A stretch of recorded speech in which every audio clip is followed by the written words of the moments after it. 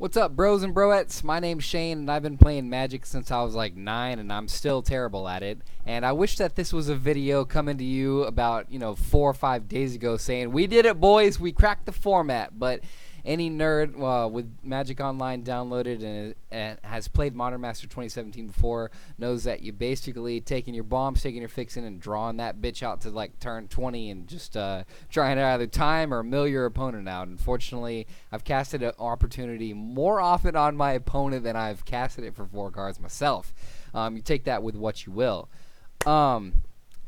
So rather than sitting here and telling you about a draft that we have here, rather than saying like, you should take Lingering Souls and Vampire Nighthawk, I'm just gonna have it play in the background. This is a 3-0 Esper deck that I had a little bit ago, and I wanted to share with you a story about my very first Grand Prix that I went to about 5 years ago. But before that, a little teaser about my story. I just wanted to share with you guys my experience with Modern Masters 2017 so far. So me personally, I haven't had much success with aggressive decks. Certainly there are some decks that get out real quick, some red-green decks that take advantage of those 4/4 tokens, really get out there in front and really can punish a slow, dirtily control start, especially from a mulligan, or they just can't find the 3rd, 4th, or 5th color. But overall, I think a average control deck is going to beat a pretty good aggressive deck consistently enough to where that there's not too much reason to not just flat out just play control. And even when I'm drafting, I'm thinking about control mirrors while we're drafting. Like I said, control decks being mainly Esper, but you can certainly play Bant, Grixis, 4-color, 5-color control pretty easily. Let's see here. Anything else I want to talk about Modern Masters 2017? Oh yeah, I'm done drafting it. So it being this control-y, I guess, is both good and bad. Let's start with the good. Good, if you are a player that really likes control mirrors and really like grinding out those games, really going into the tank, having games go out to turn 20, real complicated board states, really trying to figure out what your win con is. Like, are we milling? Are we gonna get the win here? Are we gonna time this dude out? Like, this is for you. But if you just wanted to drop some dudes and right click attack all, I'm not really quite sure if this is the format for you. I'm definitely going to take some heat probably for that. Hot take there, but this is just my experience. The bad side of that format is it really shuts out a lot of the really fun stuff that they did put in it. For example, I was really excited about playing the old Rakdos Sack deck. We used to call it Sack. I guess it's like active trees and effects and then sacking their own dudes, but it just like turns out that you can easily control, you just get enough 2-for-1s from control that it doesn't really, like, sacking isn't gonna just like win you the game like it might have done in a basic set, previous set, a summer set. Man, what are those called? Anyways, so while we're drafting here, I wanted to share a story with you guys.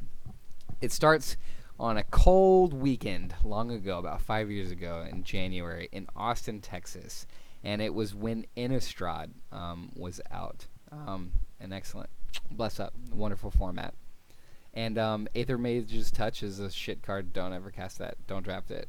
Pass it so that someone else might take it, and then someone else might play it against you. And I had never been to a Grand Prix before, and I had actually never even played Magic Online before. I had been playing all my life up to that point, but I was still really bad at Magic. Anyways, we go to the event, and I'm not really expecting to win or anything. I just want to have fun, just basically take pictures of dudes' butt cracks. I mean, not at all. Hang out, just whatever. Anyways, I got my pool of cards, and I got that mythic zombie. I think it's like Scabruinid or something like that. He's not really that good. But at the time I was like, I can't not play this mythic dude. So I ended up just playing this junk deck that played every card that had zombie on it. And it was absolute garbage. And what was funny is the following day I went home and I saw the undefeated deck list, and I basically had exactly like the perfect pool to go undefeated if I was any good. If you guys remember the old Invisible Stalker and equipment combo, Invisible Stalker was a 1/1 unblockable hexproof creature that was a human, and so if you ever just equipped it with a old Silver Inlaid Dagger or Butcher's Cleaver, it was just like this unstoppable thing that you couldn't really deal with. Yeah, I definitely had all those pieces, no doubt, but we instead played Laboratory Maniac. That's right, I really love that story. So Laboratory Maniac is a gray ogre that says if you were to get milled, you instead just win the game, and so it's garbage 100% of the time. Don't ever play that card unless you're like playing like Commander. But I definitely ran it, and just because I was like, I'm gonna style on these nerds, dude. I'm gonna come to this event and I'm styling. I'm either gonna win styling or lose. That was what was up. Anyways, you know how in Magic sometimes you just win, you make all the wrong decisions, and still win.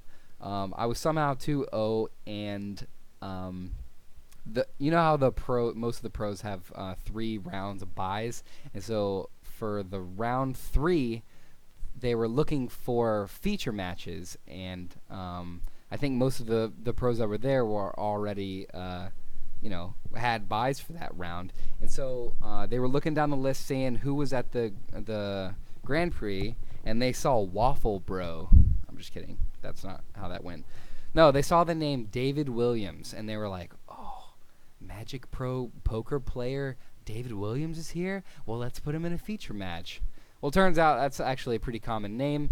It was not David Williams, and they selected him for a feature match, and I was his opponent. So you can imagine their salt that they had finding out that they just had 2 scrubs in the feature match area. And I'll try to make this story as short as possible, but I had a really, really awesome time playing. Everyone was so nice and so cool around me. It was just such a positive experience. And actually, Cata Corner in the other feature match area was this dude. It was a really tall dude in a black hat that was just like emitting coolness. I know swagger is kind of like a bad word these days, but he was like debonair and like just like had this aura about him, this confidence and coolness, I guess you could say. And so those dudes were playing the video match, and we were having the article where the dude was like writing the article, and the guy was asking me like, how long have I been playing Magic? And I told him that I had just learned like last week, which was a full lie because I had been playing literally all my life since I was like 9. And I did this, I guess, because it was like, well, if this dude wins, then we have a story like this, creating this narrative or whatever. That was pretty dumb. I shouldn't have done that. But they were just basically asking me, like, so, like, why are you here? You just learned how to play, like, like, what are you doing? So there's just a lot of confusion. Anyways, I kept on, like, using, like, advanced Magic terms and strategies. For like example, when you go to combat, like to move to combat phase, I said, I don't even remember what I said, but something like engage combat or something totally douchey, something about combat. and Black Hat over here, and he was like, oh, we got a badass over here. It was really funny. Anyways, I lose the match. I get stomped. At one point my opponent plays this card called Brain Weevil, and I at the time didn't really understand. I thought that card stunk, and I actually asked the judge, I was like, yo dude, what do you think about this card? And obviously he's working, like he can't share his card evaluations with me at the time, and I even like called him a douche because he wouldn't like participate. And thanks for not throwing me out. I don't remember what your name was, but you totally could have. But we were having fun. It was just like a good experience. Even though I lost, I didn't really care. I just like was taking it all in. Anyways, not less than a year after that experience, I really was thirsting for more Magic, wanting to play. I downloaded Magic Online, and I was really bad and just wanted to get better. And so my friend sent me a link to draftmagic.com, and I used to watch this funny dude named Marlon, and some other dude that started with an M. And I would watch these guys play, and they taught me. It was like relearning the game almost all over again, like learning the fundamentals. I remember Marlon really giving me a completely new outlook on the game. And then about a year after that, maybe not even, I kept on losing at Magic Online, just wasting money away. But I still loved it, and I wanted to get better, and I really enjoyed the game, especially Innistrad. Innistrad was just such a great set. Um, I finally downloaded the popular podcast Limited Resources with old John Laux and Marshall Sutcliffe. And I listened to these clowns for like a year, if not more. And I absolutely fell in love and started really looking at the game objectively and learning a lot and having a lot of fun, playing a lot of Magic Online. And I was actually really sad when John Laux was joining. And I specifically remember I tweeted, I was like, if Brian Wong isn't the new co-host, it's going to stink. It's like, I'm going to be really bummed. And I remember Marshall tweeting at me saying something like, you're not going to be bummed. Basically announcing Brian Wong on my tweet. I don't know if that's true or not, but it's possible that Brian Wong was going to be the next co-host. Anyways, Brian Wong is like my spirit animal. That dude has a way of sharing his like Magic prowess and like looking at the game and explaining the game like really no one that I had really heard of at the time. And I was really bummed to see him go. But you listen to these podcasts, you become friends with these dudes, especially like Marshall. He was doing videos, he's doing articles, he's doing podcasts, doing commentating. You hang out with the dudes so much, you almost feel like you're friends with them, you know?